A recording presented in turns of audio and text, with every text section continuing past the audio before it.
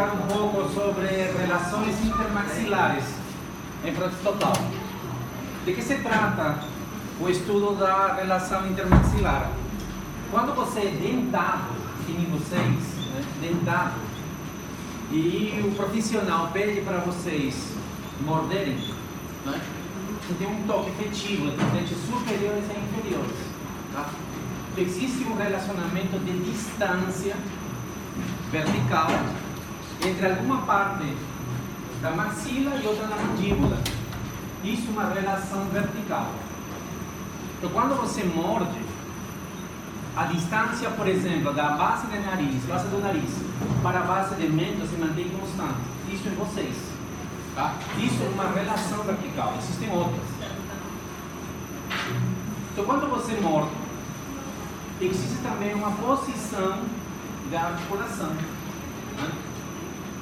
Quando o paciente tem coincidência da máxima intercuspiração com uma posição adequada de relação central, você tem ORC, que é oclusão em relação central. Tá? Isso para o paciente dentado. Quando o paciente é dentro, ele não tem dente nenhum, e você pede para ele fechar, o que vai acontecer? Ele vai protruir a mandíbula. Né? A parte intermentoniana vai tentar chegar próximo da área da premaxila. Então ele vai ficar como se fosse um pseudo classe 3, mandíbula prognata. Né? E nessa condição, algumas vezes ocorre o fenômeno de autorrotação mandibular, que é o giro da mandíbula em sentido anti-horário com deslocamento de articulação pela vertente posterior da eminência articular. Então você tem translação, tá? Você tem translação de côndilo. Isso pode ocorrer nos pacientes sedentos totais. Quando você vai reabilitar o paciente, já que você não tem nenhuma referência da dimensão e da posição de mandíbula, você precisa determinar a relação correta da mandíbula em relação à maxila. Tá. Isso se trata, isso é a relação intermaxilar em prótese total. Isso vai ter muito a ver com a posição também da articulação temporomandibular.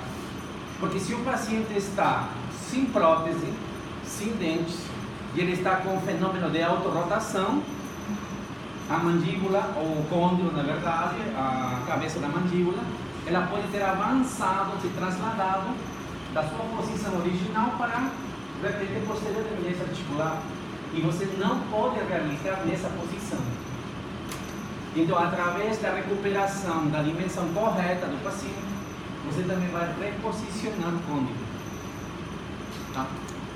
Você já deve ter escutado isso na aula do professor Luiz e na minha também, de que a posição de relação central ela é uma posição unicamente determinada pela articulação. Ela não depende de dente. É uma posição que independe de dente. Então, a posição de relação central é o ponto de início para a reabilitação em prótese total, porque você não tem dente. Então, você vai ter que recuperar, né, a dimensão determinada do paciente e também com isso o posicionamento correto da articulação temporomandibular na sua fossa mandibular. Tá? Isso que a gente precisa entender para analisarmos tudo aquilo que a gente vai passar para vocês. Vamos começar. Quando você tem uma relação de contato, paciente dentado, se eu morder aqui, eu tenho uma distância e ela não muda. Essa distância de base de nariz para base de mento, ela não muda. Se eu tiver unicamente meus dois caninos superiores e dois caninos inferiores, e os dois antagonistas em contato, a dimensão se mantém. Se eu tiver só um canino aqui e outro do lado em contato, a dimensão se mantém. É um ponto de referência, porque não se altera o posicionamento da mandíbula, porque você tem um dente. Isso para alguns, para a determinação de uma relação vertical. Quando o paciente é dentro, você não sabe. Você tem N posições de mandíbula. Isso é o complicado. porque você pode ou aumentar, passando do limite, a relação de mordida, ou você pode diminuí-la. E as duas condições são complicadas para trabalhar processo total. No excesso de dimensão, você tem algumas consequências de sinais clínicos. E na diminuição, também tem alguns sinais que a gente vai discutir mais para frente. Então, o desafio está aqui. Descobrir qual é a distância entre maxila e mandíbula, de forma tal que você tenha recuperado a dimensão daquele paciente. Então, a gente vai pensar como isso se faz. Então, para começar, existem em todos os pacientes o estudo das relações verticais. Relação vertical, na verdade, é uma distância de algum ponto da maxila com um ponto da mandíbula, uma relação vertical. Essa relação vertical se denomina dimensão vertical, distância. A princípio é uma distância entre maxila e mandíbula. Existe uma dimensão vertical de repouso, que é aquele onde vocês estão agora, estão prestando atenção e seus dentes não estão tocando. Está prestando atenção, há uma contração de musculatura dos elevadores da mandíbula que mantém em posição, mas ninguém está com o dente tocando. Então, para esse momento, eu tenho uma distância entre base de nariz e base de mento. Tá? Então, eu tenho uma dimensão vertical de repouso. E todo mundo tem. E ela depende da tonicidade muscular que você tem.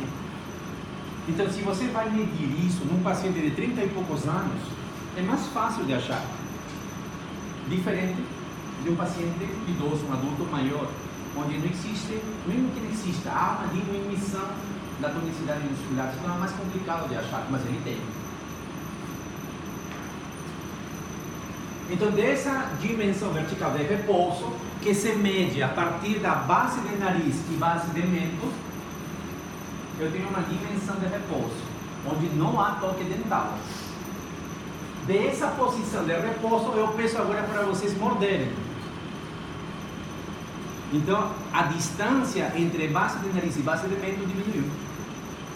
Quanto diminuiu?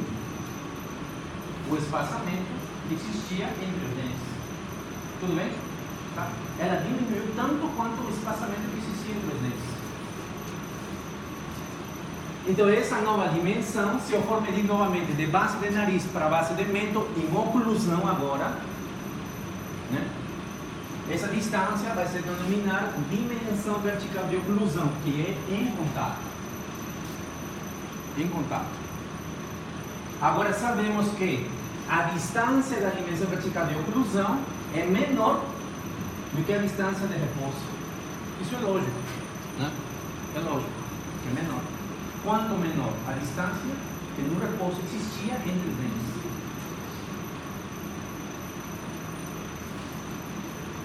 E existe o espaço funcional livre, que é essa distância que existe entre os dentes quando você está em repouso.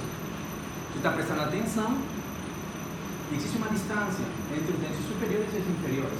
Essa distância é o espaço funcional livre. Ele tem um valor X, um valor médio, né? Que é aproximadamente 3 milímetros. Tá? Isso em média para todo mundo é 3 milímetros. E existe um outro espaço, que é o espaço funcional de pronúncia. Quando eu estou agora ministrando aula para vocês, minha mandíbula se movimenta e ela se afasta da maxila. No momento de articular as palavras, estou aumentando essa distância. Essa distância se denomina espaço funcional de pronúncia, que pode ser igual ou maior ao espaço funcional livre.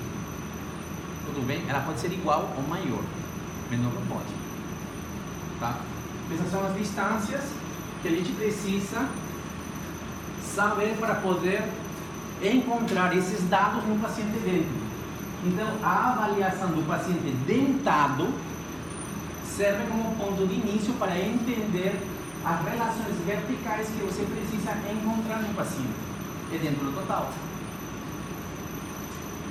A dimensão vertical de repouso será encontrada a partir da posição de repouso do paciente, que tendo dente ou não, ele tem.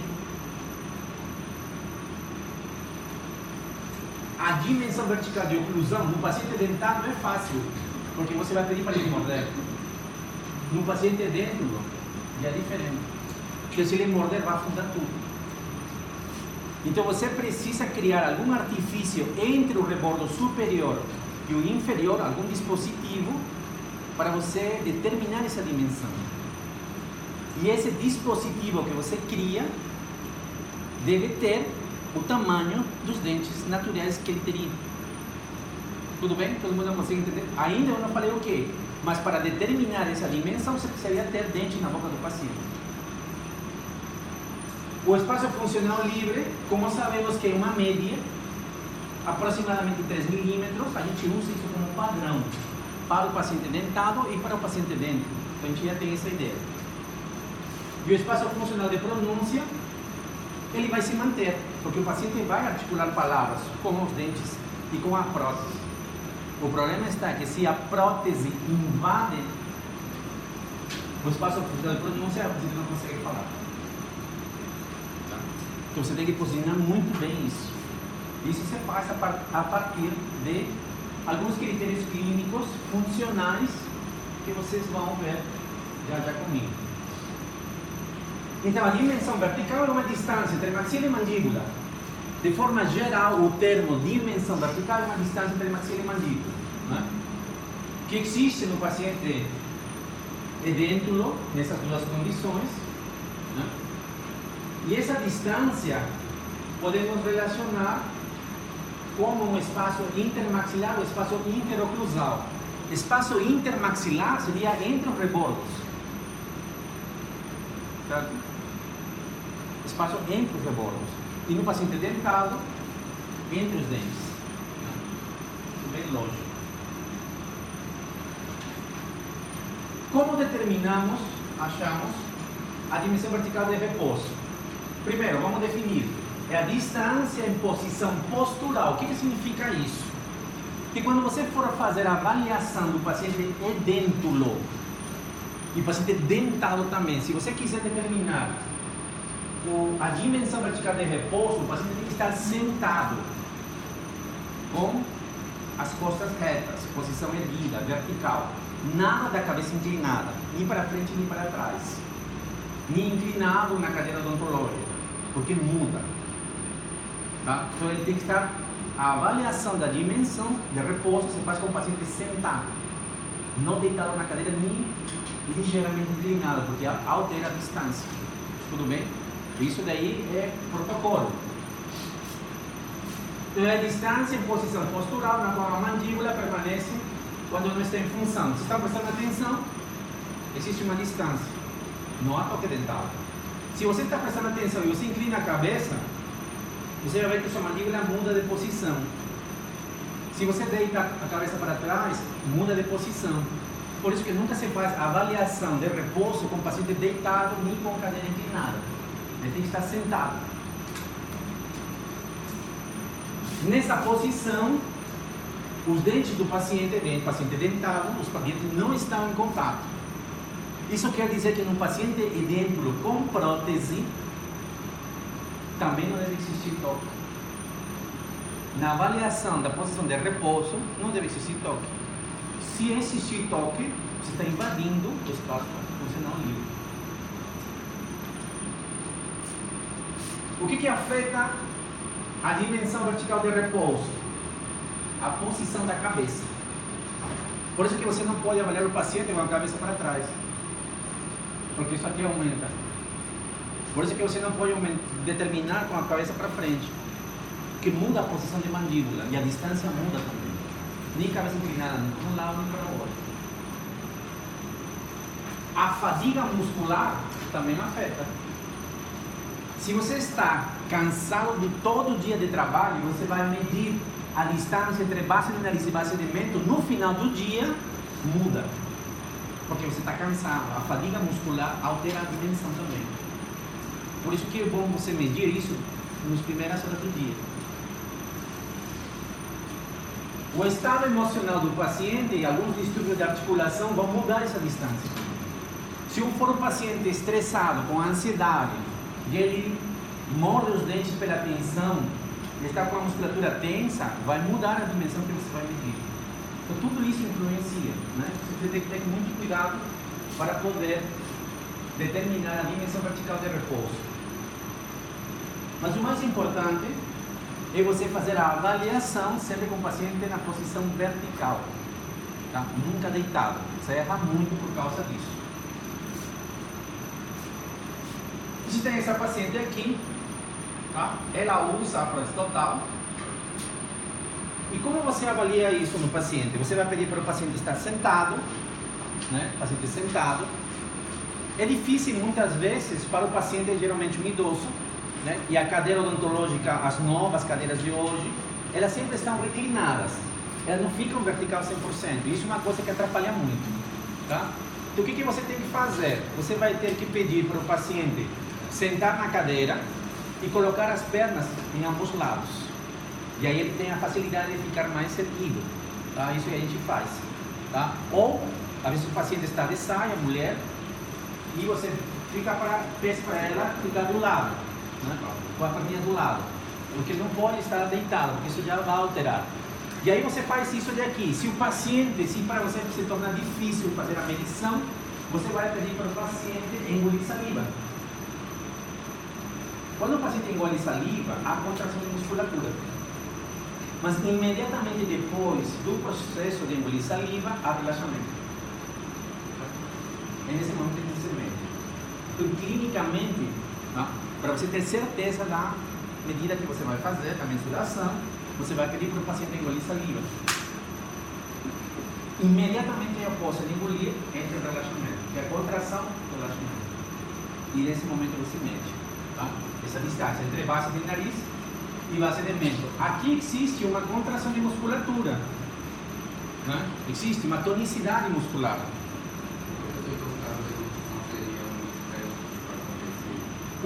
A deglutição é um teste que te ajuda a fazer uma mensuração mais precisa da distância que você quer, para esse caso, tá? Para esse caso. Então aqui existe uma contração de musculatura, existe uma dimensão, né? Então você vai medir da base do mento à base do nariz e você determina a dimensão vertical de repouso. Se o paciente está usando prótese, agora nesse momento você pede para determinar a dimensão vertical de oclusão, que é a relação entre maxila e mandíbula, onde há contato entre os dentes. No caso de um paciente portador de prótese, entre os dentes da prótese superior com a inferior. E sendo ele paciente dentado, os dentes da maxila e os dentes da mandíbula. Aqui o paciente vai fechar e ele vai manter a distância. Aqui já não. Se o paciente não usar prótese, você não tem como fazer isso. Mas a partir da dimensão vertical de repouso, você consegue achar a distância da dimensão vertical de oclusão. E agora vamos na definição do espaço funcional livre, chamado também de espaço interoclusal, é a diferença em milímetros entre a DVR e a DVO. Sim. A DVR, que é a dimensão vertical de repouso, menos os 13 milímetros do espaço funcional de pronúncia, te dá a dimensão vertical de oclusão. Isso é uma equação simples, de primeiro grau, né? Então você tem a distância, você consegue medir com uma régua milimetrada, ou com passo de Willis, e como você sabe que, em média, existe 13 milímetros para o espaço entre os arcos dentários, você vai tirar esse valor, subtrair esse valor da dimensão vertical de repouso, e aí você obtém uma média da dimensão vertical de oclusão, tá? Então essa média vai ser 3 milímetros, aquilo que a gente usa, 3 milímetros. Isso aqui é importante. A dimensão vertical de oclusão vai ser a DVR, a dimensão que você determinou, menos os 3 milímetros. Então você acha dessa forma a dimensão vertical de repouso, de oclusão. Claro que isso daqui é uma média. É como você ia comprar sapato 37. Mas pode ser que 37 não serve para seu pé. uma média, é um ponto de início, um ponto de avaliação. Pode ser maior? Sim, pode ser maior. Pode ser um pouco menor? Pode. Isso depende de paciente para paciente. Mas como você precisa ter um ponto de partida, a gente assume que, na média geral, essa distância é 3, e você vai tirar esses 3 milímetros da DVR para obter a dimensão vertical de oclusão.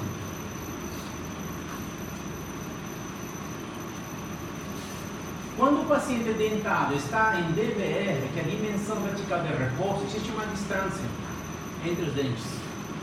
2 para 3, vamos assumir aqui que seja 3 milímetros. E quando você pede para fechar, a toque dental. Nessa distância, nesse toque dental, existe a dimensão vertical de oclusão, aqui de repouso. Então, esse é o princípio que a gente vai usar para determinar as relações verticais no paciente dentro do total.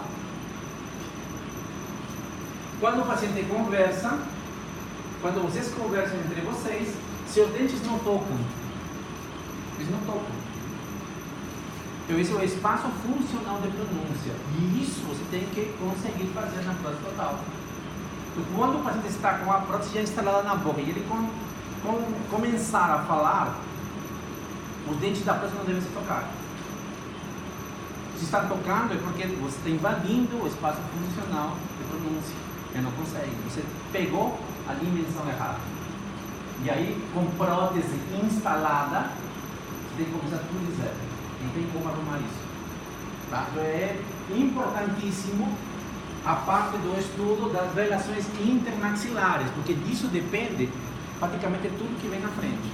Posição de dente, característica do paciente para falar, para deglutir, tudo isso tem a ver. Se você erra e não percebe, na instalação você pode não ter sucesso, o paciente não consegue falar, e aí não tem nada para fazer. Aí você tem que partir novamente para a moldagem anatômica, começar tudo de novo. A relação é importante, a relação central para a prótese total, porque é o ponto de referência de início de reabilitação. Tá? O importante para a gente é a relação central, mas na característica de ser o único, um dos pontos de referência para início de reabilitação. Para início de reabilitação em relação à posição condilar e como essa posição condilar te ajuda a determinar o espaço anterior, a dimensão anterior que você precisa saber. Por isso que quando o paciente tem diminuição da dimensão e você sabe que o côndilo pode estar avançado, você não pode reabilitar assim. Você vai ter que aumentar a dimensão quanto aquilo que é do paciente. Então você vai começar a fazer medidas que a gente vai mostrar já para vocês.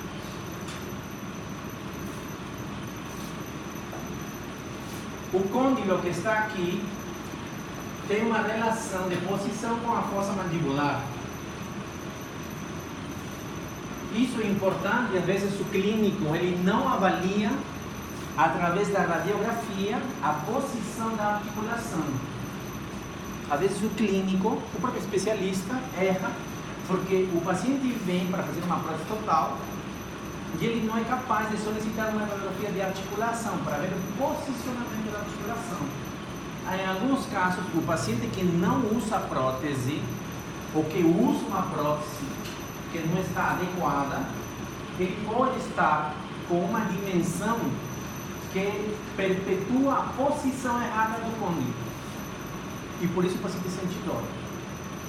Se a gente está falando de anteriorização de côndilo, quer dizer que o côndilo avança pela vertente posterior da eminência articular, que músculo estaria sendo solicitado?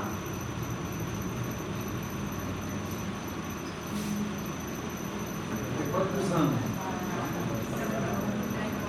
Pterigoide lateral, vendo superior e inferior, sobretudo esses, porque protrusão. Por isso que incomoda. Então você deve verificar primeiro a posição da articulação para que num segundo momento, num aumento de dimensão que possa ser feito, né, você vai ver uma melhora do paciente. Foi esse o caso que eu postei no Instagram, bem no início, de uma senhora Maria, né, que ela tinha anteriorização de côndilo. ela, dentro da Total, usava uma prótese antiga, né? E vinha com dor. O que vocês vão acompanhar o caso no Instagram, está todo aí. O que a gente fez? Aumentamos a dimensão. Quem lembra? Aumentado na própria prótese da paciente. Isso já levou para a melhora do quadro de dor. A partir de aí, uma vez que você melhora a posição de côndilo com aumento e devolução da dimensão correta, a diminuição da dor, a musculatura, os pterigônios laterais já não são tão exigidos, o paciente tem uma melhora e a partir daí você começa a fazer o processo de reabilitação. Essa é mais a ideia de por que você deve saber qual é a posição ideal do côndilo em relação à fossa mandibular. No paciente dentado, você tem as referências através do toque dental.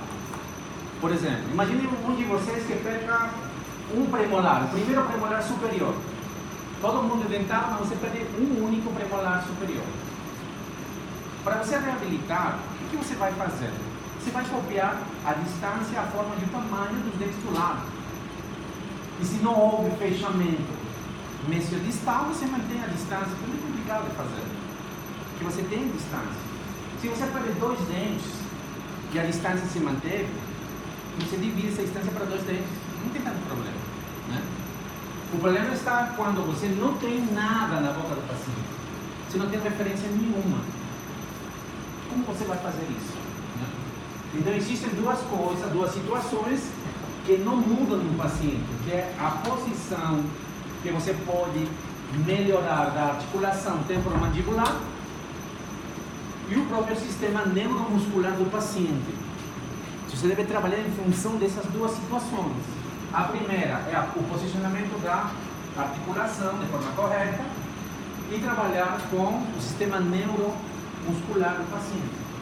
A partir dessas duas referências, você vai posicionar essa mandíbula da forma mais adequada, de forma tal que exista uma dimensão vertical correta. E a dimensão vertical correta, né, significa posicionamento tridimensional da mandíbula em relação à maxila. Você não pode capturar a posição da mandíbula protrusa ou para a lateral. Está errado. Tudo bem?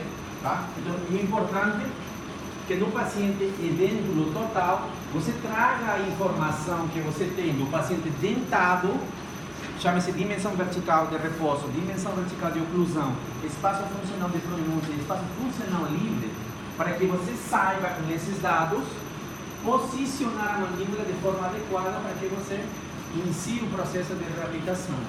Então, é importante trazer o dado do paciente dentado para você poder fazer isso. Muito bem, mas como fazemos isso? Comentei há pouco que você precisa, para poder determinar, aqui minha mão de baixo a mandíbula, aqui a maxila, para que você consiga determinar a distância intermaxilar adequada e com isso a dimensão vertical, você precisa colocar alguma coisa dentro dessa boca, em cima do rebordo para determinar a altura. Você vai ter que criar um dispositivo que vai se acomodar em cima do rebordo maxilar e em cima do rebordo mandibular, para poder manter a distância da mandíbula de forma correta. Esse dispositivo se denomina plano de orientação. O dispositivo se denomina plano de orientação.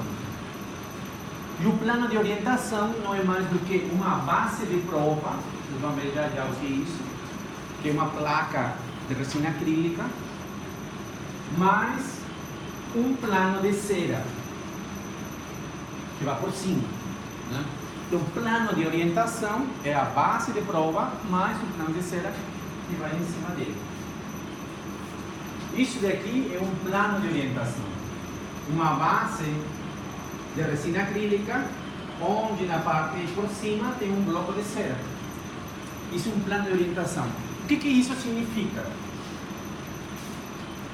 O paciente dentro não tem dente, então eu tenho que fazer essa base, que vai adaptar no rebordo superior, e esse contorno de cera, pela sua face vestibular e sua face lingual ou palatina, nesse posicionamento interno, eu tenho que ter os dentes. Disso se trata. Isso é um plano de orientação. Uma base de prova mais um plano de cera. Só que vocês estão vendo aqui que existe uma largura determinada aqui. E existe uma inclinação para a anterior. Eu vou ter que colocar isso aqui na boca do paciente e com algumas referências extraorais, você vai desgastar o contorno vestibular da cera e você vai desgastar o contorno interno palatino da cera e você vai desgastar a parte oclusal da cera para deixá-la próxima da posição que o paciente deveria ter, né, nos dentes dele na boca. Tudo bem? A gente vai ver o procedimento já já. Então existe um plano de orientação superior como esse e existe um plano de orientação inferior, cada um com suas próprias características. Tá? Essa base de prova é bem parecida com a moldeira individual, só que a moldeira individual tem cabo, a base de prova não tem. E a espessura da base de prova, ela pode ser até 1 milímetro, 1,5 milímetros, não mais do que isso. Tá? A moldeira individual tinha 3, 2, acima de 2. Por quê? Porque a moldeira não deve ser flexível. Tá? Por isso que ela é mais grossa. A base de prova, ela não deve flexar, mas também você não pode engrossá-la muito. Por quê? Porque em cima dessa base de prova, você deve ter na espessura dela, em total, aproximadamente 3 milímetros, no máximo. Por quê? Porque a espessura final de uma prótese total é aproximadamente 3 milímetros. Então, se você me faz uma base de prova grossa, de 4, de 5, você está aumentando a espessura da prótese. E o paciente não consegue falar porque a movimentação de língua fica complicada, porque você está engrossando a prótese. A gente vai ver já isso aqui. Como você confecciona a base de prova? A base de prova é confeccionada em cima do modelo de trabalho, tá? Em cima do modelo funcional de trabalho. Para isso você usa a resina, o RAC, que é a resina de ativação rápida, né? De preferência incolor, polímero e monômero, tá? Você trabalha com resina acrílica de ativação rápida. Você tem um isolante para a resina acrílica, ou pode usar vaselina também. Canivete, espessímetro, algumas espátulas para misturar a resina e as brocas Maxi-Cut para dar acabamento e polimento. Sobre o modelo funcional, o que você deve observar? Você vai observar se existem áreas de retenção. As áreas de retenção em modelo de maxila comumente estão localizadas na área da pré-maxila, área de canino para canino. Na parte de dentro você tem área de retenção. Então você deve colocar cera. Onde haja muita retenção, você coloca cera para bloquear essa área.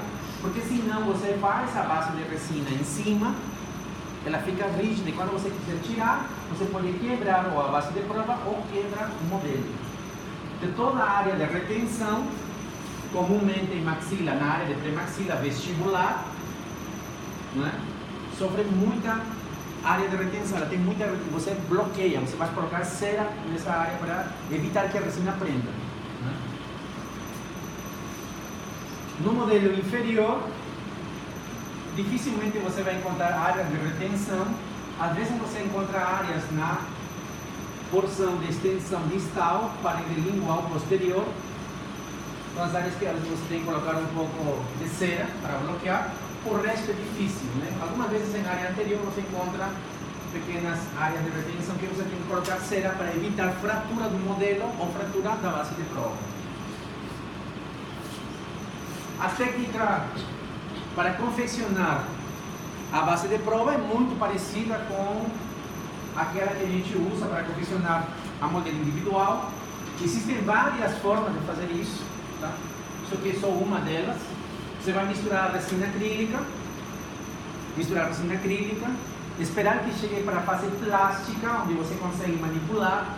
Você pega a resina, ela não gruda mais,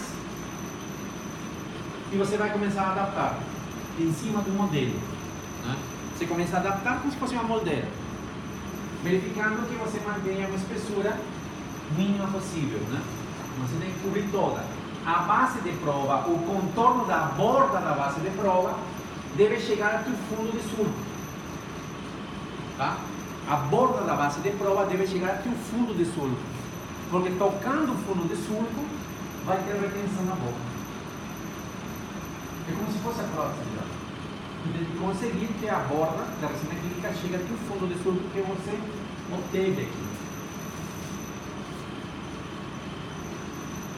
Para o inferior, no primeiro você faz uma bolinha, aqui você faz como se fosse um charuto e vai adaptando. Né? Previamente modelo isolado ou com vaselina, você vai adaptar. Né? Você vai conseguir que a borda da base de prova chegue até o fundo do sulco, tem que chegar. Isso se torna mais importante quando você tem uma mandíbula atrófica, onde você entrou propositalmente na parte posterior lingual, onde você vai conseguir um pouco de travamento. É importante que você consiga levar a resina acrílica até o fundo do sulco, tanto na área lingual quanto na área vestibular, respeitando o freio lingual. São as delimitações. Por isso que num procedimento de moldagem funcional, né, você já deve ter feito o recorte muscular, que é a movimentação, para verificar exatamente o limite do fundo do sulco vestibular, lingual e a inserção de freio. Se não for assim, no momento que você coloca a base de prova, ela solta. Ela vai soltar. Uma vez que você faz a base de prova, que é resina acrílica de ativação rápida, você vai confeccionar o plano de cera, o bloquinho de cera em cima da base.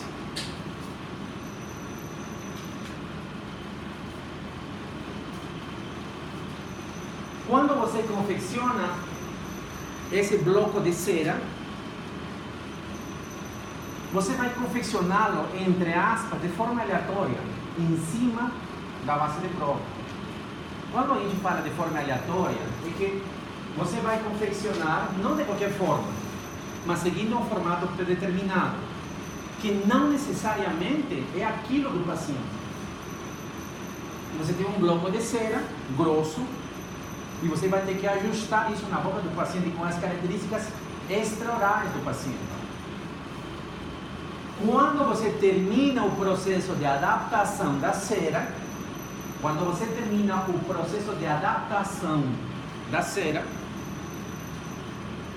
quais são as informações que você deve ter em cima do bloco de cera? A gente vai entender isso já já. A dimensão vertical de oclusão no bloco de cera superior e inferior deve estar a distância entre maxila e mandíbula em oclusão. Isso depois do ajuste. O formato da cera, o arco, a ferradura da cera, vai estar determinado após ajuste no formato do arco dental do paciente. Então, conforme você desgasta vestibular, desgasta palatino, você está dando forma ao arco, aquilo que é do paciente. Então, no final do ajuste, você vai ter a informação da forma do arco dental.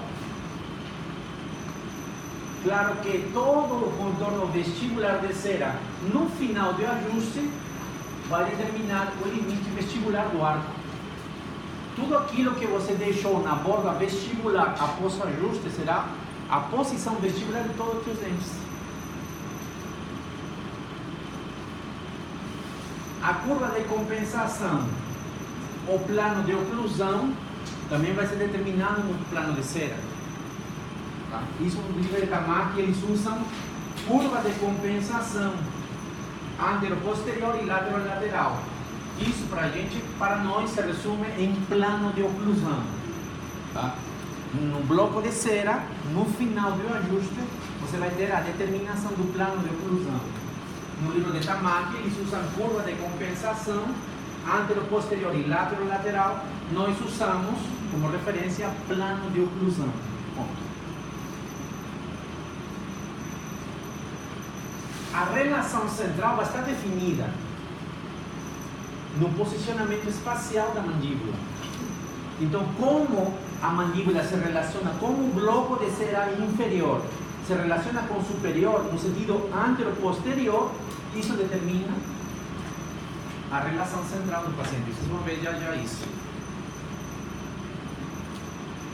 E sobre esse bloco de cera superior, determinaremos as linhas de referência. Para quê? Para a seleção dos dentes artificiais. Isso a gente vai ver já. A gente está falando muita coisa e está todo mundo triste, velho. Tá, vamos aos poucos. Como se faz o bloco de cera? Tá? A base de prova, bem parecido com a moldeira individual, só que não tem cabo. Muda em quê? Muda a espessura. Moldeira 2 ou 3, porque tem que ser rígida. Base de prova 1 milímetro. Tá? Existem várias formas para fazer isso. O que a gente está mostrando aqui é uma delas. Para confeccionar o plano de cera, uma lâmina de cera 7, tá? Uma lâmina de cera 7. E a gente vai aquecer. Você está vendo a chaminha aqui? Vocês vão aquecer uma parte, uma tira da placa, da lâmina. E vocês vão começar a dobrar. Aquece e vai dobrando. Aquece e vai dobrando, fazendo um charuto. Tá? Não se dobra a cera sem aquecer. Por quê? Porque ela se torna quebradiça. Você tem que aquecer e enquanto está quentinho você vai dobrando, fazendo um charuto. Uma vez que você fez esse charutinho aqui, você pega a espátula Lecron ou espátula 31 e você vai unir a parte final da lâmina em cima do próprio rolo de cera, os fixos, né, para não abrir. Está vendo? Aí na sequência você vai pegar outra lâmina de cera. Pega outra lâmina e vamos aquecer da mesma forma. E vamos unir. Uma vez que você fixou aqui em cima, pega a espátula de novo e fixa. Derrete a cera para unir as duas, para não soltar. E aí você aqui está unindo. Passou a espátula quente, fumaçando. Não escoar a espátula, senão você não derrete a cera. Sobre o modelo, você vai marcar com um lápis, com grafite, a porção mais alta da cima de rebordo, que corresponde à área de suporte principal. Você faz uma marca e essa marca se projeta para a base do modelo. Então essa linha determina a posição das cúspides de suporte dos dentes superiores. Porque são as cúspides de suporte aquelas que vão, na verdade, exercer de fato durante o processo da mastigação. Então a grande quantidade de esforço de mastigação está relacionado para a cúspide de suporte. Então, como a área de suporte principal é a área que absorve a maior quantidade do esforço, as cúspides palatinas dos dentes superiores devem estar próximas àquela área. Tudo bem? Uma vez que você faz a linha, coloca a base de prova e passa com grafite por cima para saber onde você vai posicionar o bloco de cera.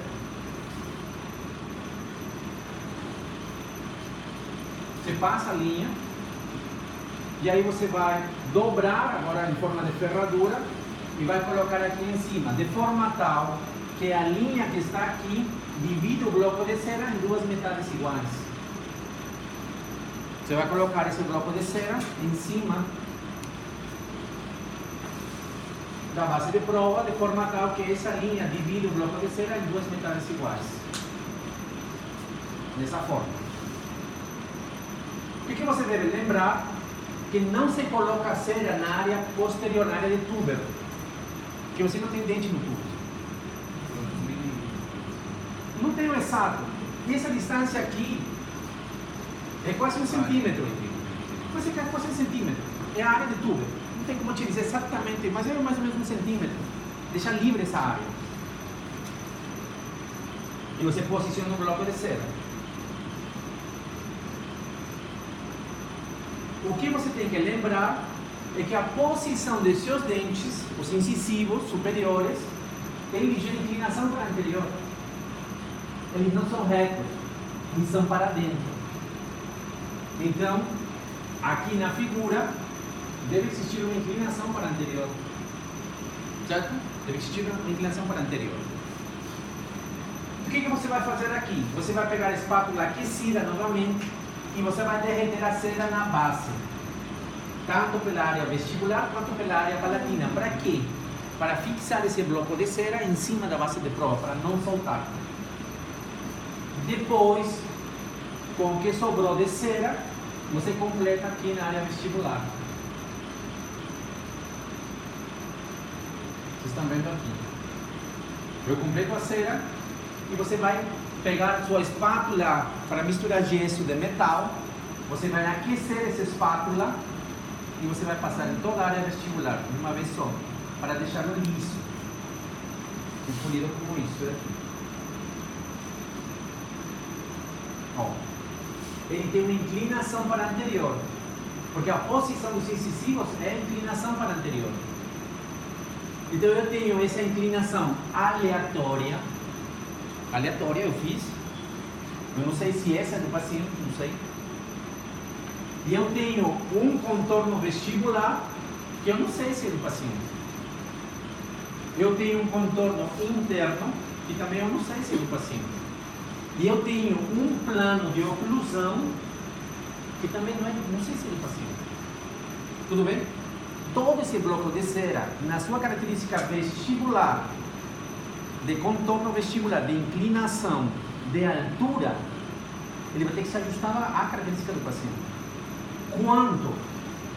Eu não sei, vou ter que colocar na boca e ajustar com os parâmetros extraorais que a gente vai ver já já. Modelo inferior é a mesma situação.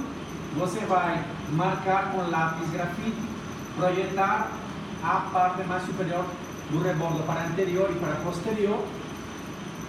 Passa essa informação para cima da base de prova e você vai dobrar a cera igual. Posiciona essa cera, pega a espátula aquecida e veda a borda vestibular e lingual para fixar o bloco de cera em cima da base de prova. O que você deve lembrar é que a altura de cera não deve cobrir a papila, porque você não tem dente na papila. Aqui está, vocês vão mostrar porque está sendo feito. Mas o que tem que lembrar são algumas referências anatômicas que vão te dizer que você está indo pelo caminho certo. E você sabe que nunca há dente nessa posição acima de papila. Então aqui está muito alto e que desgastado. Muito alto. Eu coloco a cera por vestibular, cera aquecida, para dar contorno a toda a estrutura. E por lingual também, para poder fixar o bloco de cera à base de prova. Vou cortando, vou contornando com espátula aquecida pela vestibular, com lingual, verificando sempre a largura. Quanto de largura? Aproximadamente 10 milímetros em área posterior. 10 milímetros aqui, 10 milímetros aqui e aproximadamente 7 na área anterior. Aí está bem grosso. Tá? Mas isso é mais ou menos a referência que a gente tem. 10 milímetros de largura de plano de cera em área posterior e 7 milímetros em área anterior. Aqui está muito mais do que 7. Então aqui eu tenho já um bloco. Novamente, o contorno vestibular está aleatório. Não foi ajustado ainda. O contorno interno não foi ajustado ainda. O plano de oclusão não foi ajustado ainda. Tá?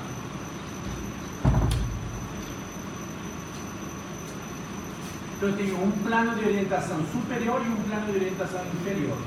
Ambos não foram ajustados ainda na boca do paciente.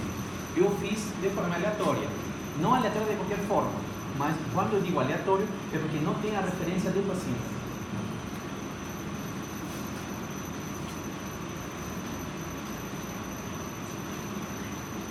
Pronto.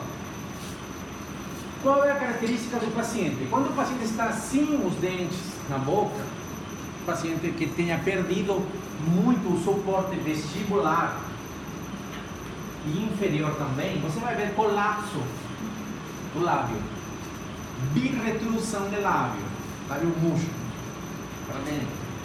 Qual é a característica principal? As rugosidades que aparecem na área perioral e o vermelhão de lábio que não aparece.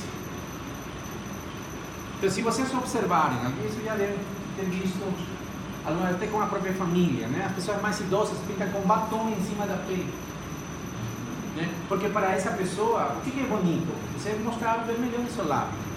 Mas como há birretrusão de lábio, então a pessoa pinta por lado de fora. Só que o que está errado é que não há preenchimento de dentro para fora, para levar o lábio para a posição correta. Se vocês vão prestar mais atenção agora, né, que a gente sempre tem amigos ou família, enfim, pacientes que usam prótese total, que na maioria das vezes não há preenchimento ideal do dente da prótese para de dentro para fora. Ele está tudo para trás. E aí o paciente está com o lábio vermelho de lábio sem aparecer. Tá? Isso é um erro bem comum. Então o que você vai fazer? Nessa condição, você tem birretrusão de lábio. O vermelhão não aparece. E as comissuras labiais ficam descidas. Dimensão diminuída. Isso é bem característico do paciente que não usa prótese total ou que usa uma prótese que não está adequada. Quando você coloca o plano de orientação superior, já há um melhoramento do contorno do lábio, né? Você colocou o plano de cera, ele não tem uma inclinação para vestibular na parte anterior, ele recupera a posição do lábio.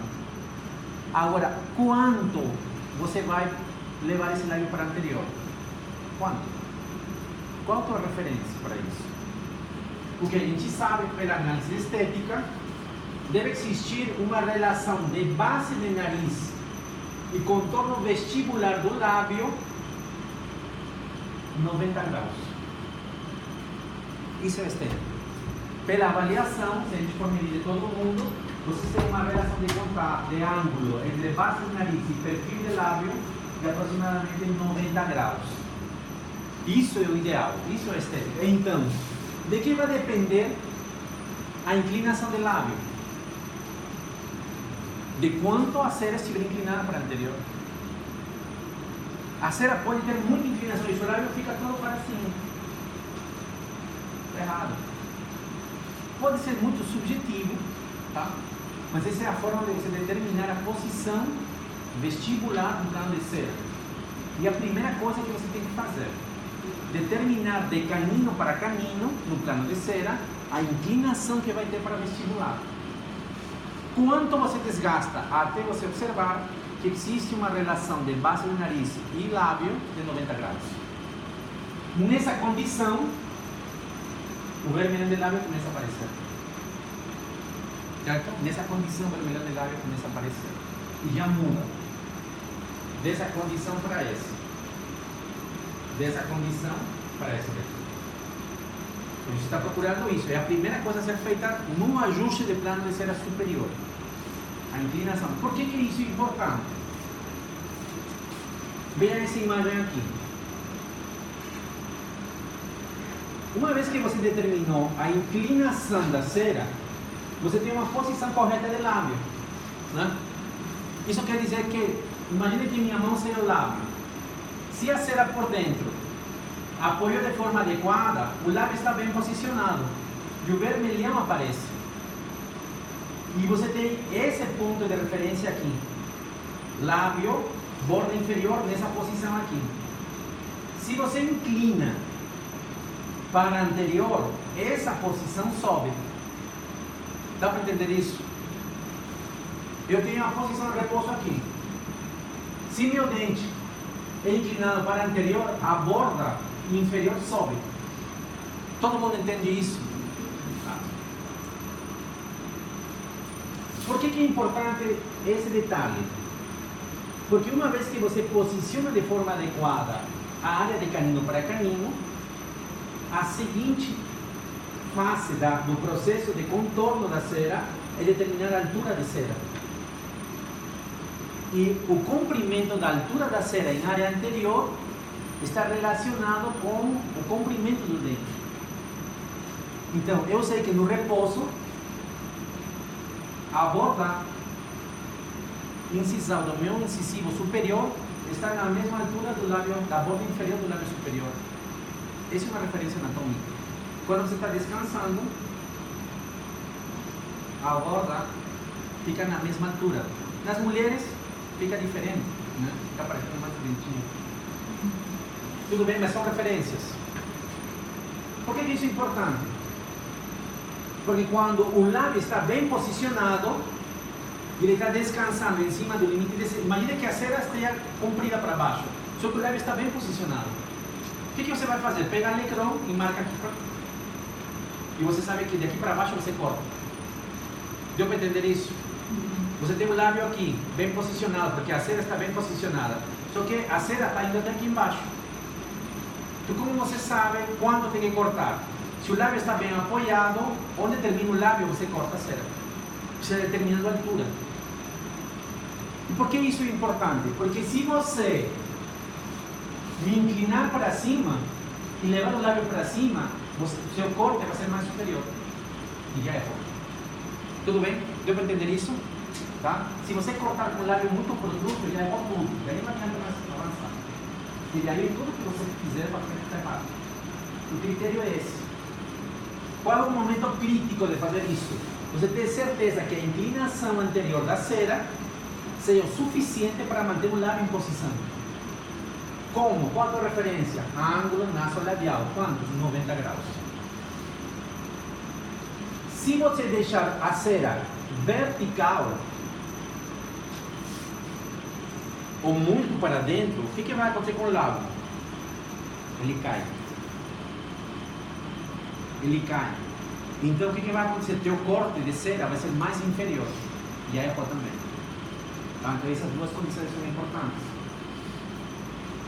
Uma vez que você determinou, agora com um plano de cera na boca superior, tá? O plano de cera, o plano de orientação na boca, a borda anterior da cera fica no vermelhão do lábio, na borda inferior do lábio superior, borda superior do lábio superior, borda inferior do lábio superior. Qual a referência? Que a borda da cera fica nesse nível. Essa é a referência. Se eu engrossar a cera para vestibular, essa borda fica aqui. Por isso que aqui foi cortado aqui. Porque a posição de relação de base de nariz e lábio está ok. Então eu corto a cera aqui. Dessa forma, eu estou ajustando a altura em área de canino para canino. Então a primeira coisa que você faz é determinar a inclinação do bloco de cera.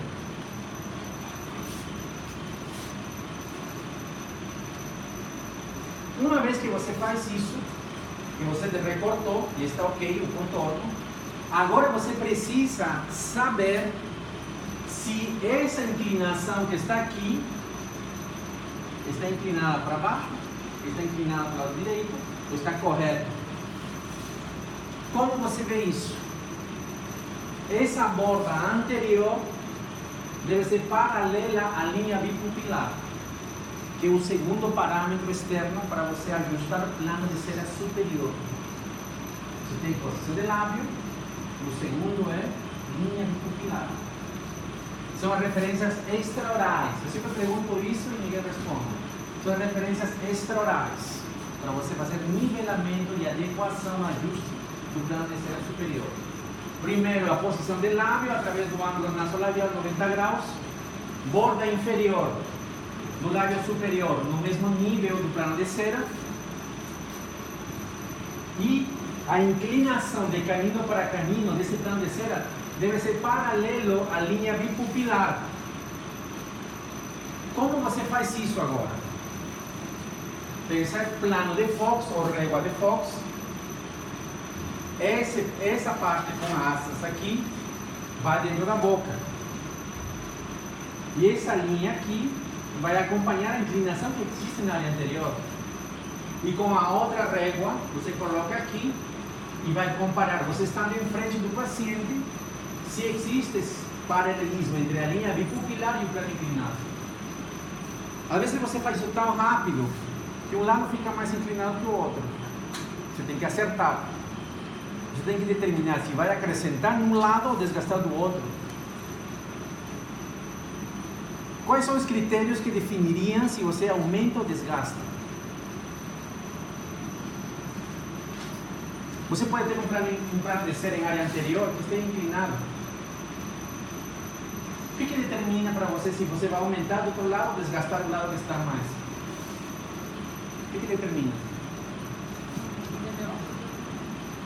Não. O que determina a posição do lábio.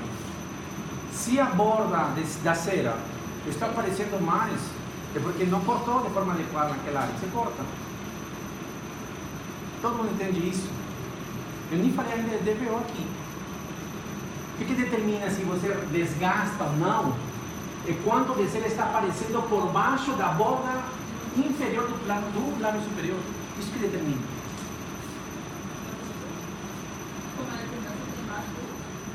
Você vai ter que determinar, após o posicionamento correto do lábio, se a área anterior de canino para canino está paralela à linha bipupilar. Pode ocorrer que esse lado da cera esteja um pouco mais para baixo. E aí o plano ficaria assim. E não vai ficar paralelo à linha bipupilar, então você vai ter que desgastar. Quanto você desgasta? Até chegar na borda inferior do lábio superior, que é o limite. Então aí você, por desgaste, você vai ajustar. E aí você acerta a área anterior. Tá? Você acerta a área anterior. Logo depois, não existe um plano de oclusão também, desse plano de cera. Você vai ter que, o plano de cera que está por dentro, você pode ter feito o plano de cera com um pouco mais de cera destruída. Ou pode estar sendo incluída.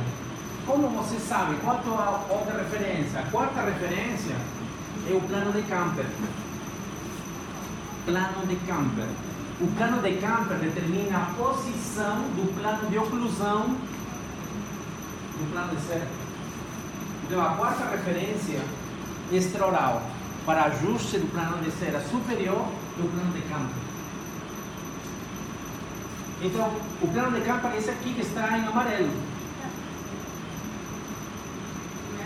Essa linha que está em amarelo deve ser paralela à linha do plano de oclusão que está na boca, que seria o plano de cera. Os dois devem ser paralelos. Então você coloca a régua de Fox por dentro e você vai ver que o plano de cera deve ser paralelo ao plano de Camper, ambos lados. Tem que ser igual.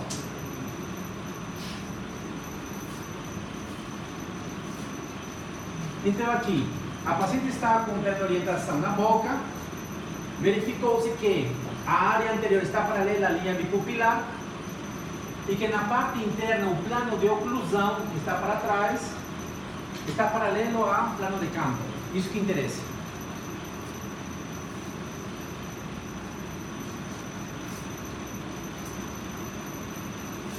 Então agora, já que você desgastou a face vestibular como um todo, para acomodar lábio, toda a face vestibular é informação que deve estar contida no plano de orientação superior.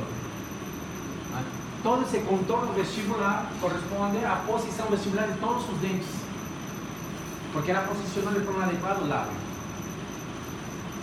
E a linha que passa na parte mais profunda da base de prova corresponde à área de suporte principal.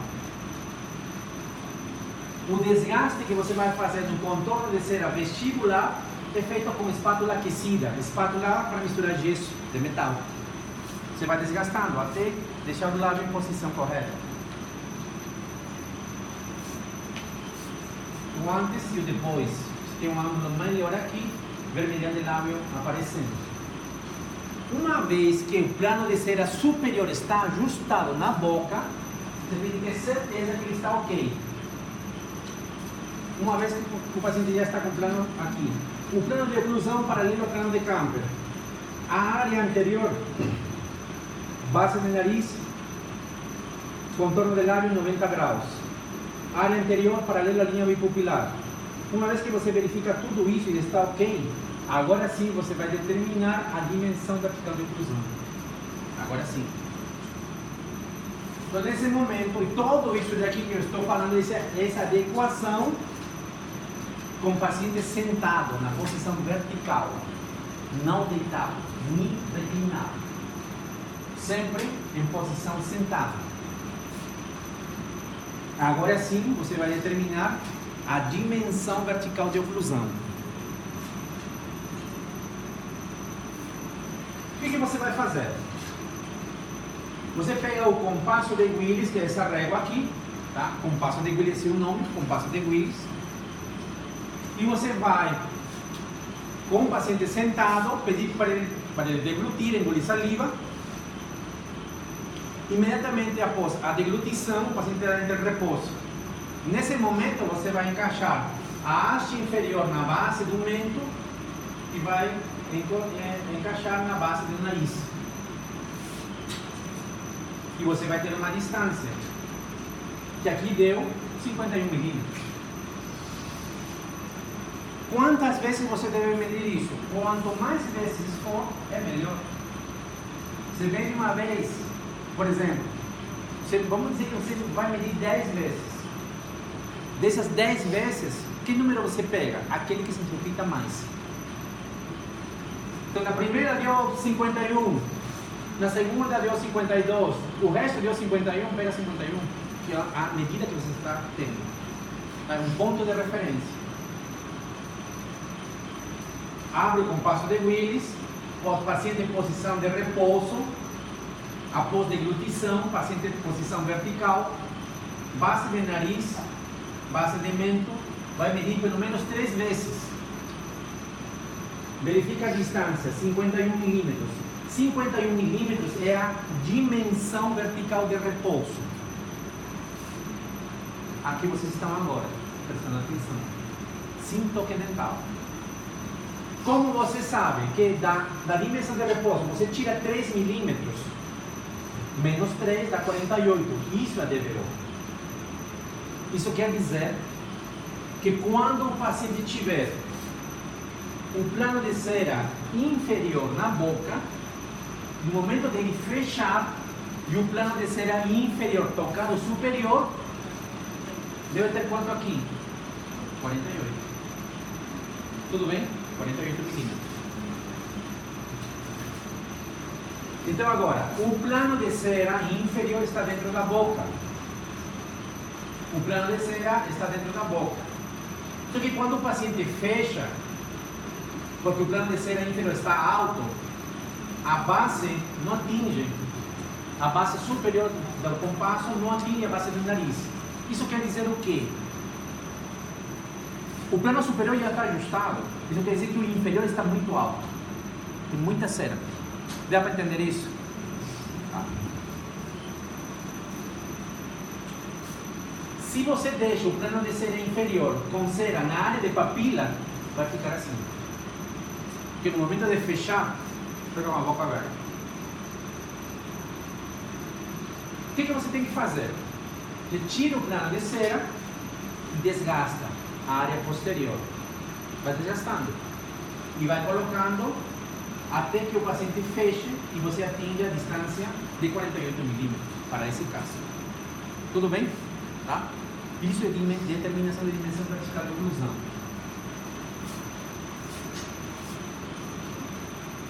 O paciente vai morder. O paciente vai morder.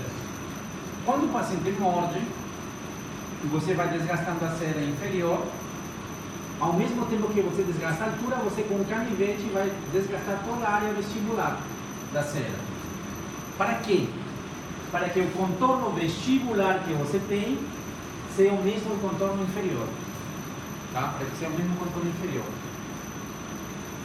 E uma vez que a determinação da dimensão já foi feita, com os dois planos de cera na boca, você vai fazer teste fonético. Teste fonético. Você já ajustou o superior de forma adequada, determinou a dimensão da vertical de oclusão e ajustou o inferior. Então, o que você está fazendo? Está capturando no bloco de cera superior e inferior a posição do dente da paciente. Usando o que como referência? Linha bipupilar, posição de lábio, vermelho inferior, border da boca inferior, plano de câmara. E aí você vai pedir para o paciente falar com você. No livro de Tamaki, vocês vão ver, peça para o paciente falar 66, 666. Né? São palavras que te ajudam a articular aqui de forma tal em que você observe facilmente a proximidade das bases de prova. Mas você pode também pedir para o paciente falar com você, começar a conversar com você. O que deve acontecer aqui? No momento da fala, da articulação das palavras, as bases de prova não podem tocar. Que é o mesmo do paciente dental. Eu estou conversando com você, mas eles se afastam, mas eu não toco. Não é um princípio. Então você tem que pedir para o paciente falar com você, e as palavras-chave estão no livro de Tamaki, 666, enfim, outras palavras mais. Só que você tem que observar que não haja toque. Outra coisa, quando o paciente já é usuário de prótese total, esse teste se torna certamente fácil para o paciente, porque ele já usa. Quando o paciente não usa a prótese total, nunca usou, fica mais complicado. Porque só o fato de você ter a boca cheia, você não consegue falar. Tá? Então isso é uma coisa que muito de experiência. Muito de experiência. Então nesse caso, você deve fazer os ajustes do plano de cera superior e inferior com muita mais precisão. Porque então a possibilidade de erro é menor. É a forma de trabalhar. Eu tenho já 24 anos de prótese, fazendo só isso daqui. Então é diferente de uma visão em que eu vejo o paciente falando e digo, não, isso aqui é plano de cera, pode recortar. Mas quando você entra pela primeira vez, é bom você ir com tudo certinho, porque aí você consegue observar e analisar e procurar o erro. Então isso é uma coisa muito de experiência.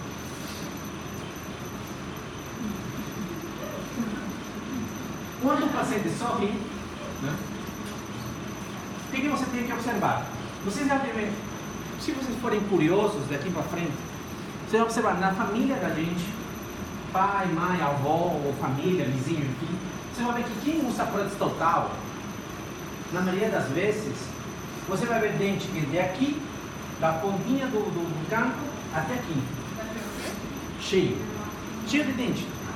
E no sorriso de vocês, por exemplo, não é dente do canto da boca ao canto da boca. Existe um espaço escuro. Isso se denomina corredor bucal.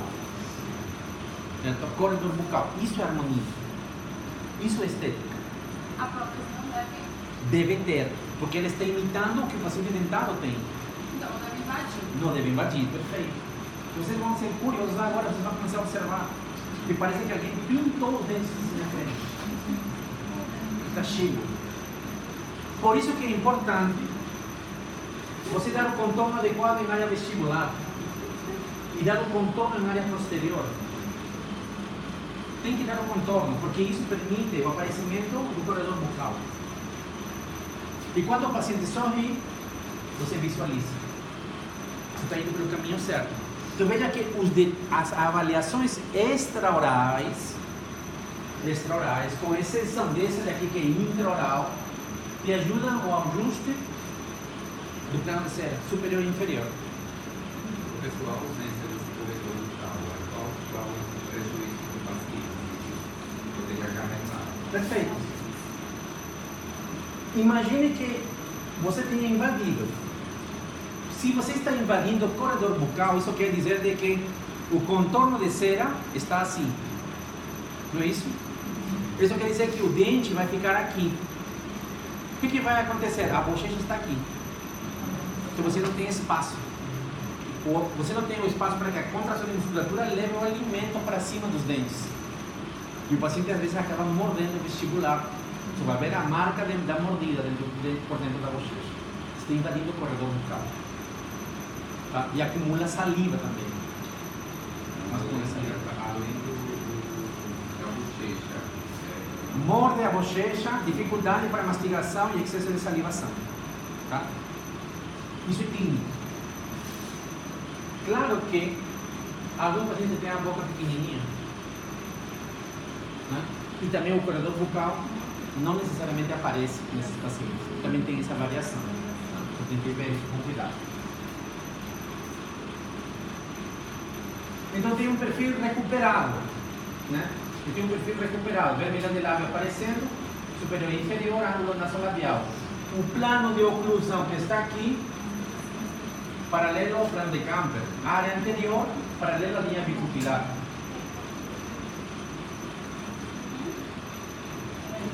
Então, no que o livro de Tamaki está descrito, eles falam de curva de compensação antero-posterior e lateral-lateral. A gente fala de plano de oclusão. Que o livro de Tamaki, na técnica de Tamaki, vocês vão ler que existe uma determinação da curva de compensação. E a gente não usa isso para determinar posicionamento de plano de oclusão. A gente não usa isso. A gente usa unicamente um plano de oclusão, que é determinado pelo corte que você faz com a espátula de cera. Mas esse plano de oclusão está paralelo ao plano de Camper. Essa é a nossa referência. E aí vem aquilo que foi falado no início das aulas. O plano de oclusão, ele passa perpendicular ao macete superficial. Ele passa perpendicular ao macete superficial e bem no ponto médio do macete. Por quê? Porque a eficiência de mastigação, a conta do macete está justamente aqui. Por isso que se você me deixa o plano de oclusão infra plano de Camper, eficiência de mastigação comprometida. Se você me deixa acima do plano de Camper, eficiência de mastigação comprometida. Veja como é importante o ajuste do superior. É o superior que comanda tudo. Você pode manter a dimensão de oclusão, mas me errar no posicionamento do plano, e não serve. Você determinou muito bem a altura, mas o plano está para baixo, não serve. Na eficiência de mastigação você perde. E já fica comprometido, porque mesmo você fazendo uma pressão total de forma ideal, você recupera 25% de eficiência, 20% não mais difícil. E se você errar no plano, então não chega nem a 5 ou 6.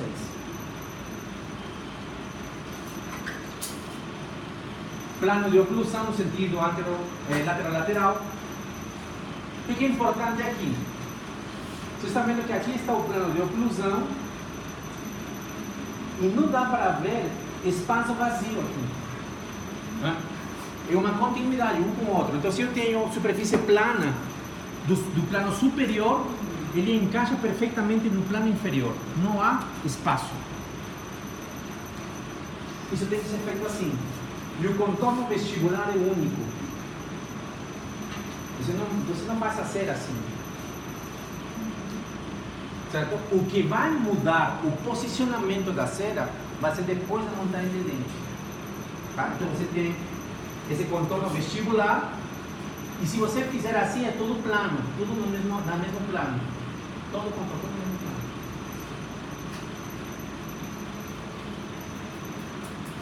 Área de papila retromolar. Se você me deixar a cera aqui, atrapalha. Se você deixar a cera entrando até a área de tubo, atrapalha. Por isso que não se coloca. Deu para ver aqui? Imagine que eu tinha colocado cera aqui e cera aqui, coloco isso na boca. O que vai acontecer? Então você nunca coloca cera na área de tubo, nunca se coloca cera na área de papila retromolar.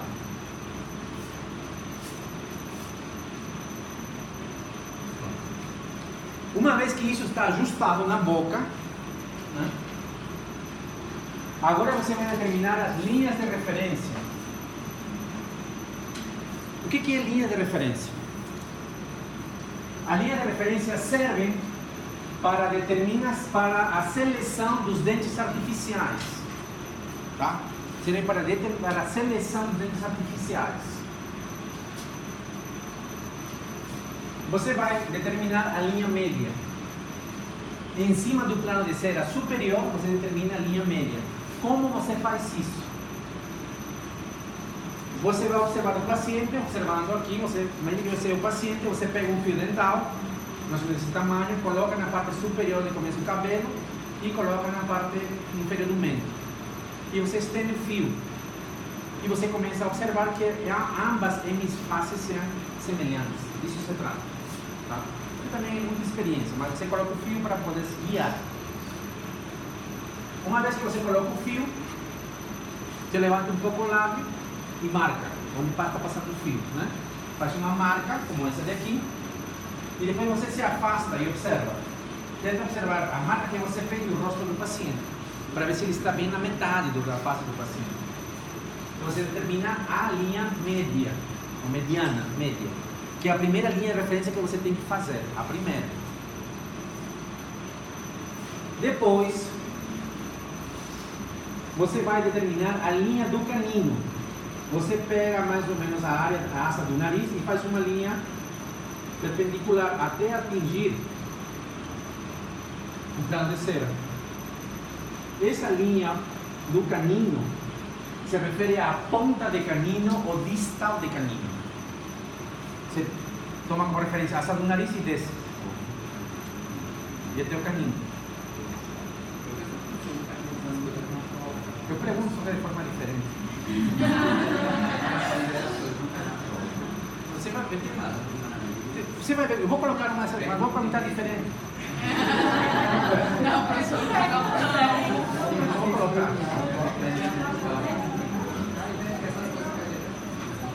Tá, vamos lá. Eu vou colocar, vocês vão lembrar, eu vou colocar. Linha de canino, certo? Então você tem linha média e linha de canino. Tá. Se aqui é ponta de canino, da linha média para a ponta de canino você tem central, lateral, canino, certo? Essa linha de canino é ponta de canino ou distal de canino, tá? Ponta de distal de canino. Essa distância da linha média para canino pode dar, por exemplo, 22 milímetros. O que você vai fazer? Você vai medir quanto deu de distância aqui e passar para o outro lado. Não vai medir, porque nunca é igual. Certo? Então você vai fazer a linha média, um lado canino. Mediu quanto deu? 22, então 22 para o outro lado também. Fica simétrico. Certo? Nos livros vocês vão ver, faz uma marca aqui, faz outra marca aqui, mas sua mão não é precisa. Então o melhor é você medir um lado e transportar o valor para o outro.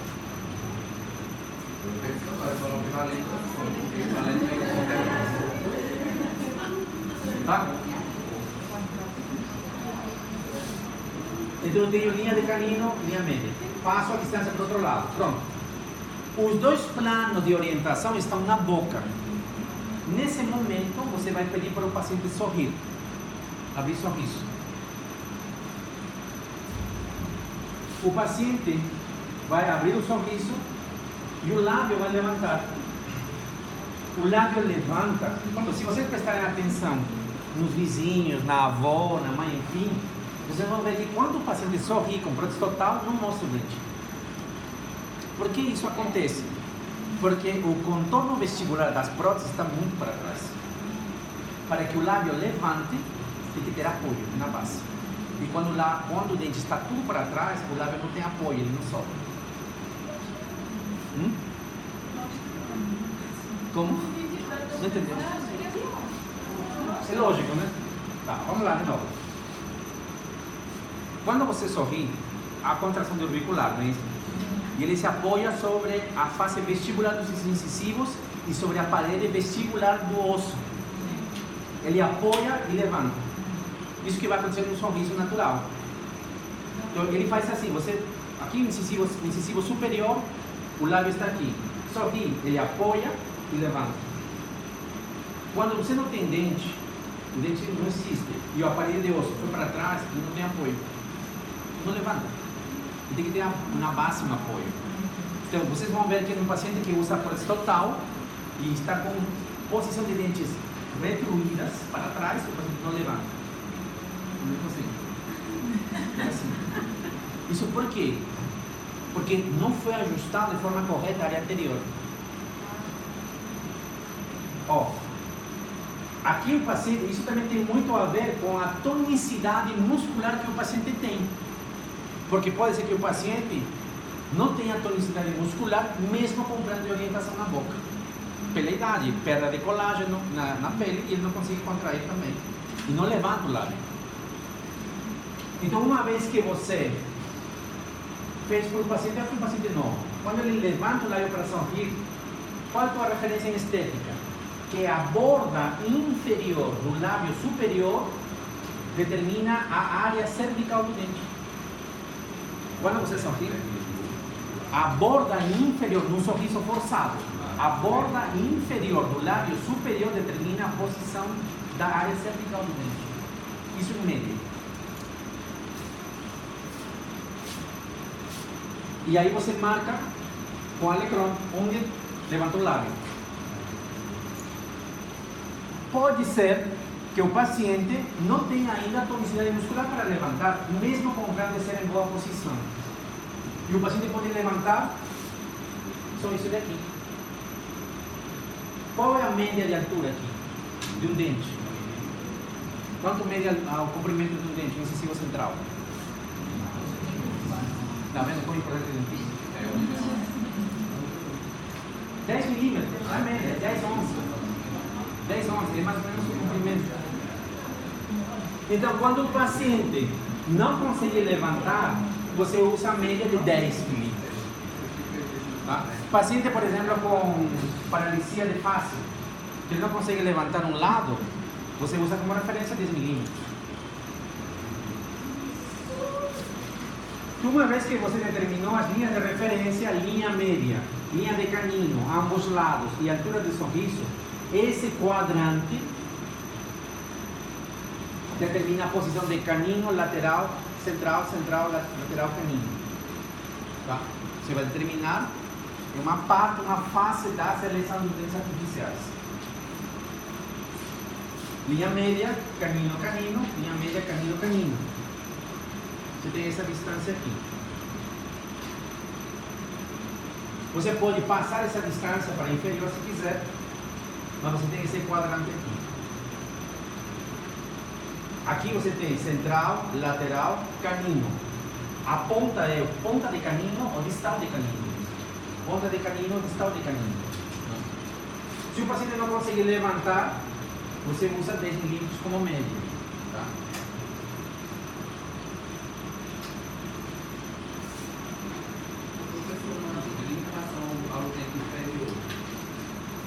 Tá, isso eu vou explicar já.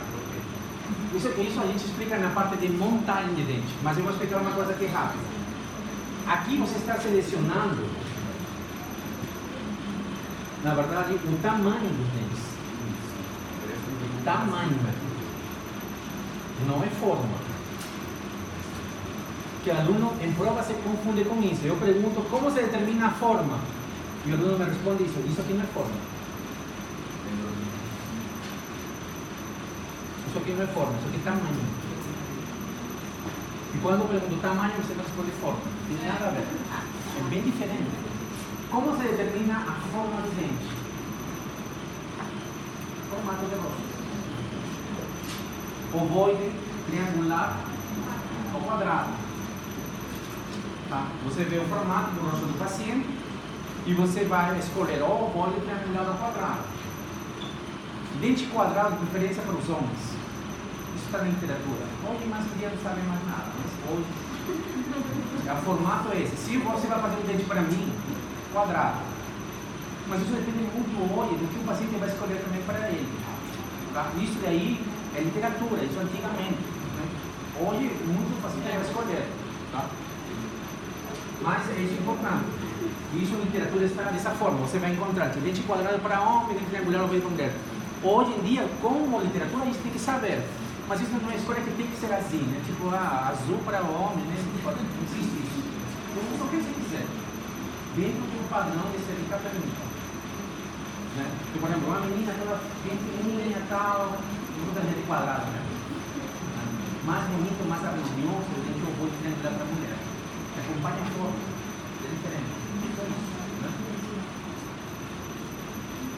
Então aqui, mais uma vez, isso aqui é tamanho de dente, não é forma de dente. Não é forma de dente. Pergunta dessa vez. Sempre vai. Essa pergunta sempre vai, mas fica com cuidado.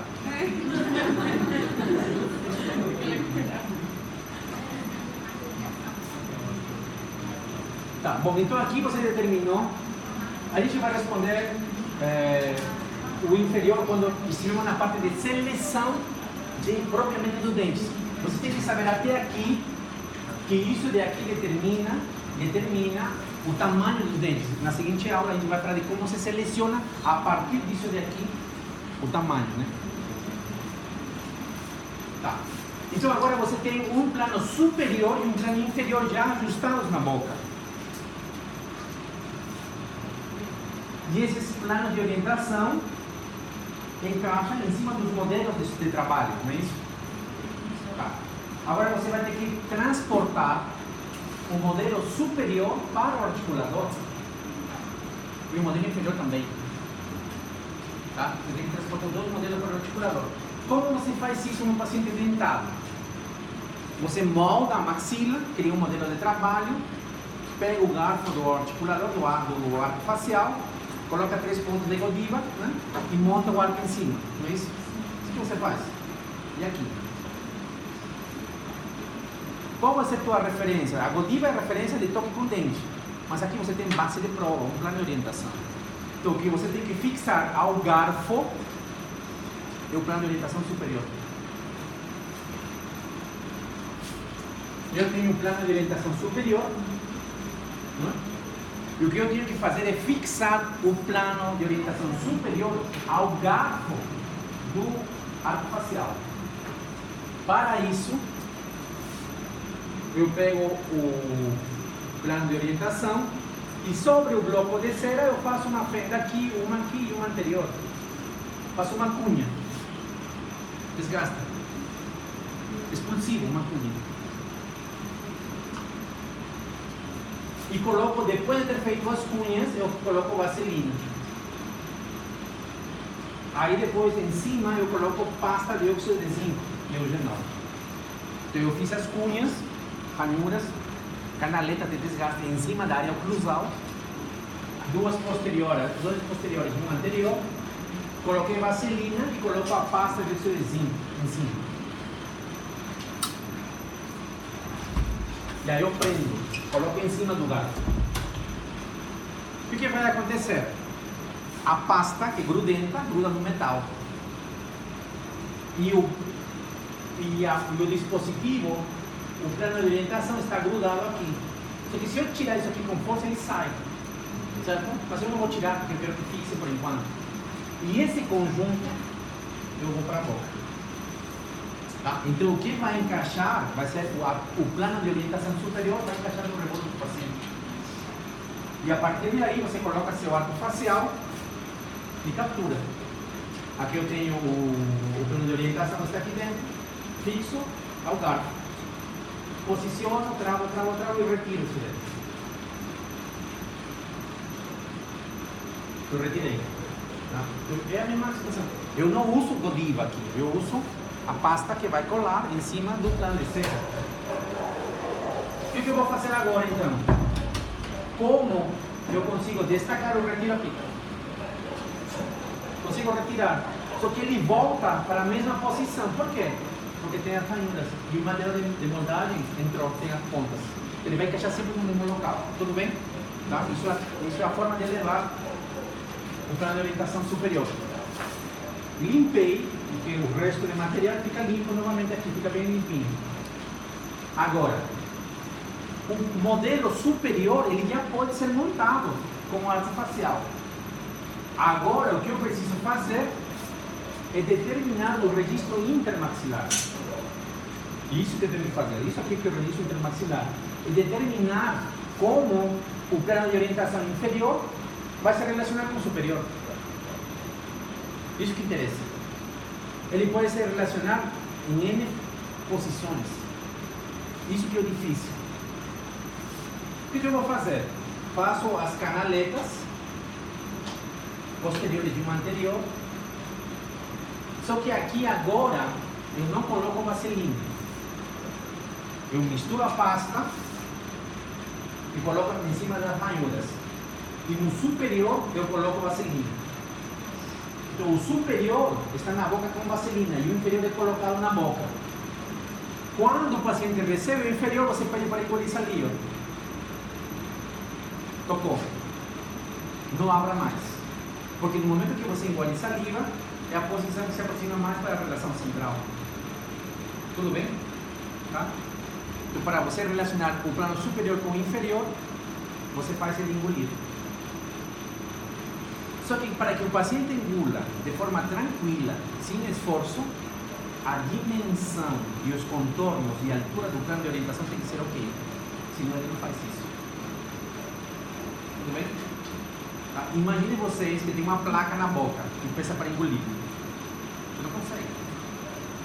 Você só vai conseguir fazer uma deglutição normal se a posição dos dentes estiver ok. O plano de ser é a mesma coisa. Então você, antes de fazer isso, você tem que treinar com o paciente. Está difícil de engolir? Tá? Onde? Tá? E você vai desgastando, vai ajustando. Certo? E uma vez que o paciente deglute, você vai falar, ó, eu vou pedir para você engolir saliva, porque a cera vai tocar e você não abra mais. Tocou. E aí o material toma pressa e endurece. Certo? Tá. Isso é, entre aspas, fácil de fazer quando você tem altura de rebordo para sustentar a base de prova. Até certo ponto é fácil. Se torna complicado quando a mandíbula ou a maxila é atrófica. Por quê? Porque o plano de orientação movimenta muito. Pode errar. Tudo bem?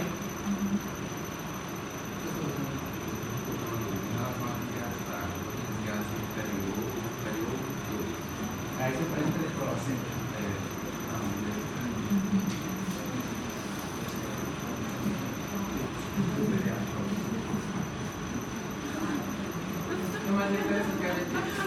Vou explicar isso rápido. Vai vir prova também. Vou explicar isso rápido. Vou explicar. Ó. Tudo aqui é lógico. Tudo é lógica. Ó, presta atenção aqui. Qual é o primeiro passo que você tem que fazer no ajuste de plano de orientação? Qual que você vai ajustar primeiro? O superior. O superior. É o superior. Tá? Então, você está usando como referência, primeiro, contorno anterior da cera para posicionar o lábio. Essa é a primeira coisa que você faz. Borda inferior, paralela à linha pupilar. O segundo. Vermelho de lábio, na mesma altura do plano de cera. Terceiro. Plano de Camper posterior, ambos lados. Ok. Você, por isso que eu disse, você tem que ter certeza que isso está certo. Aí agora, você faz o plano inferior. E quando você pede para o paciente deglutir, ele não consegue. Você vai pegar. No Instagram, vocês vão ver, tem uma parte onde está descrito o que ocorre com o paciente quando está com uma dimensão alta, aumentada. E qual você não diz para o paciente com uma dimensão diminuída. Isso está no Instagram, você pode procurar de ler. Se você tem, por exemplo, invasão do espaço funcional livre ou de pronúncia, você tem aumento de dimensão. Tenta engolir com a boca aberta. Você não consegue. Você já viu frango? Você vai dar outra. Não faz assim. Igual, você não consegue. Quando você tenta engolir água ou saliva com a boca aberta, você não consegue. Por quê?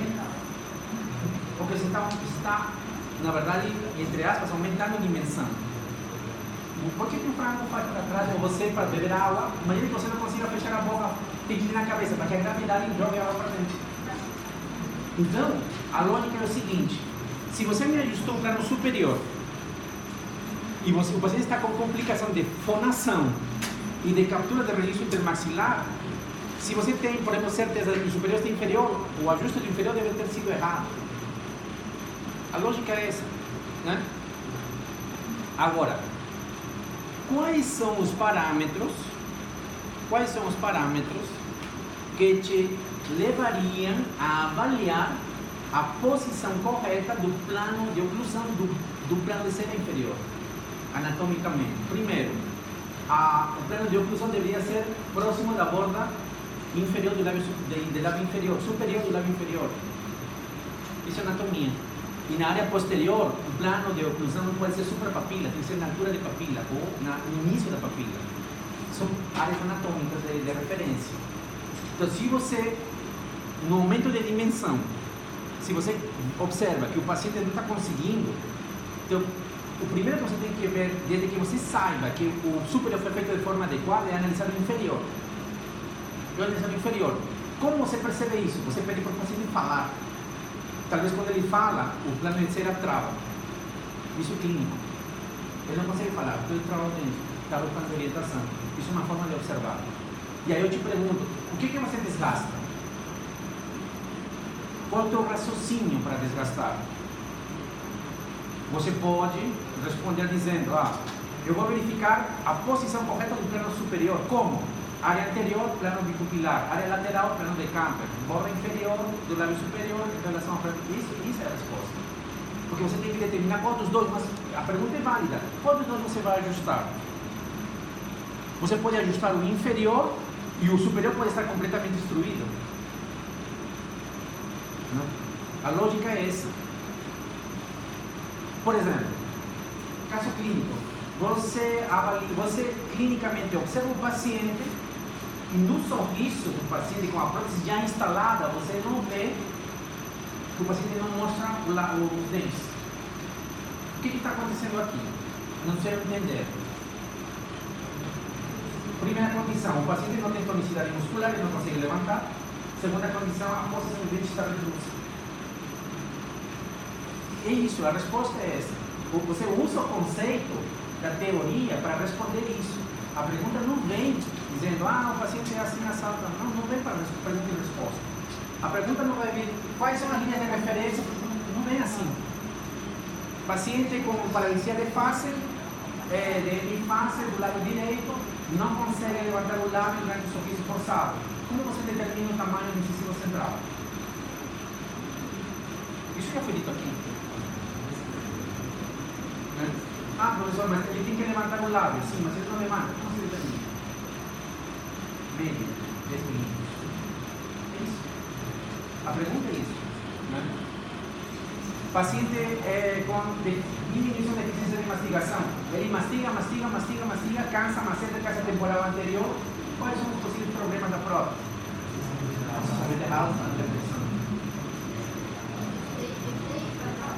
Então é isso. A resposta está dentro da análise que você faz. E isso não escapa do que está sendo dado aqui na sala de aula. Então você tem que analisar. Você tem um conhecimento e você analisa e vê. Então mais ou menos dessa forma. Tá, então uma vez que está aqui e o material já atingiu a pressa, você retira o conjunto. Retira da boca. Então agora você tem uma relação do plano do plano de orientação superior com o inferior, tanto no sentido antero-posterior quanto lateral-lateral, está fixo e você abre ele. O superior, como estava com vaselina, ele pode ser reposicionado e aí você encaixa o modelo superior e coloca o gesso e monta. Uma vez que endureceu o gesso,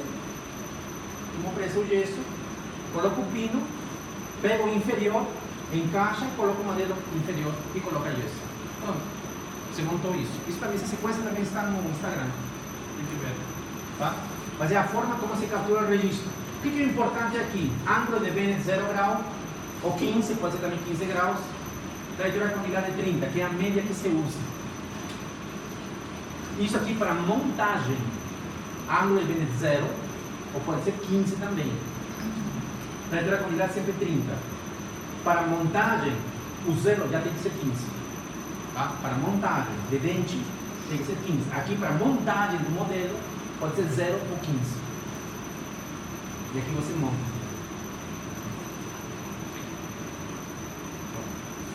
Tá? No livro de Tamaki, vocês vão ver. No livro de Tamaki, vocês vão ver que eles falam.